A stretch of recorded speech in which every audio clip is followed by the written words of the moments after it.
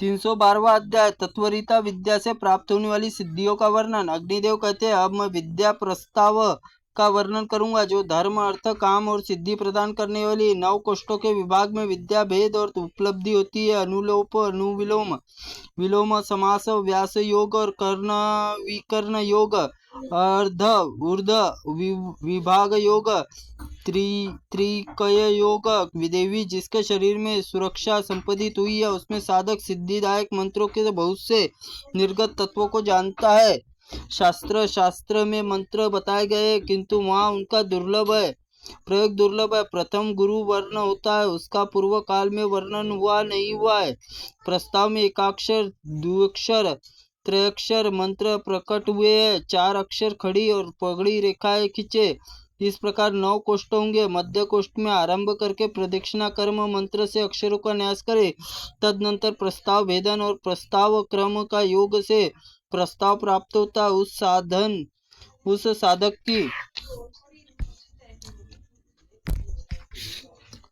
मुट्ठी में सारी सिद्धियां आ जाती है। सारी त्रिलोकी उसके चरणों में झुक जाती है। 9 लाख खंडों में विभक्त जम्बूद्वीप और संपूर्ण भूमि पर अधिकार प्राप्त कर लेता है।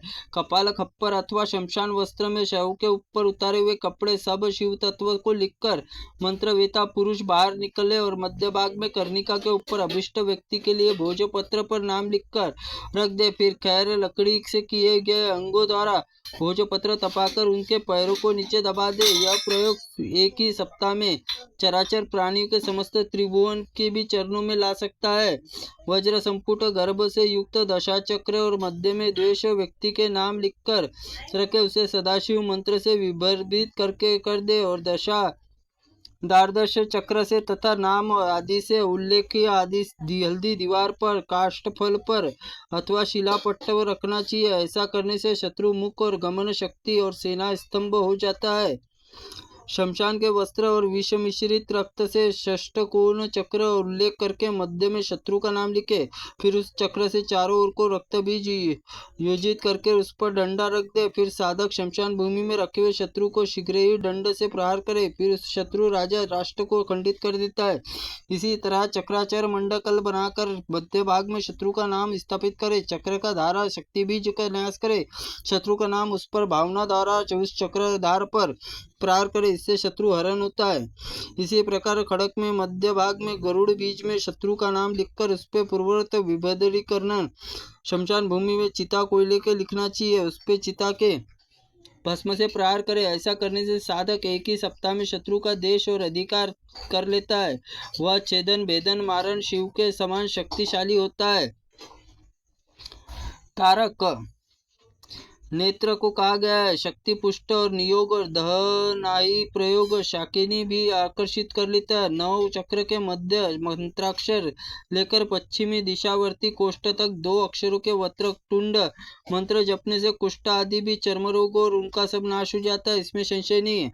अध उर्वध विभोग मध्य कोष्ठ उर्वती कोष्ठ 2 अक्षर वाले मंत्र कराली बंध के साथ ही जप करे तो दक्षरी विद्या आदि साक्षात शिव प्रीतिवादी हो तो उसमें अपनी रक्षा करवाती है। इस प्रकार पश्चिमी गत मंत्राक्षर को आदि रखकर उत्तर कोष्ठ तक मंत्राक्षरों का वक्रतुंड मंत्र के साथ जप किया जाए तो उसमें ज्वर खांसी नाश होता है।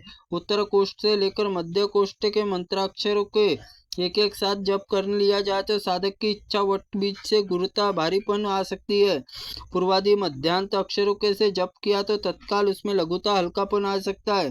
भोजपत्र में गोरोचन दारा दारा वज्र और भूपर चक्र लिखकर अनुलोपन कर्म से मंत्र बीजों को लिखकर मंत्रव्रत धारण करके साधक अपने शरीर की रक्षा करे। भावपूर्वक स्वर्ण मढ़ाकर धारण किया गया रक्षा यंत्र मृत्यु भी नाश करने वाला था। वह विघ्न और पाप और शत्रुओं का दमन करने वाला था। सौभाग्य दीर्घायु वायु देने वाला रक्षा यंत्र धारण किया जाए तो जुआ आदि युद्ध में विजयदायक होता है। इंद्र सेना और संग्राम हो तो उसमें विजय दिलाता है।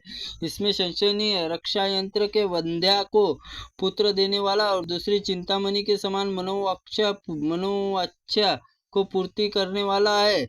इसमें रक्षित हुआ मनुष्य पर राष्ट्रों में अधिकार पाता है तथा राज्य में पृथ्वी जीत लेता है। फट्ट स्त्री शे हूँ इन 4 अक्षरों को 1 लाख बार जप करने से यक्ष आदि वशीभूत हो जाते हैं। इस प्रकार आदिमाग ने पुराण में तत्वरीता विद्या से प्राप्त होने वाली सिद्धियों का वर्णन नामक 312वां अध्याय संपूर्ण हुआ। त्रुटिपूर्ण वाक्य के लिए भगवंत आप हमें क्षमा करें, हम आपसे क्षमा प्रार्थनी है।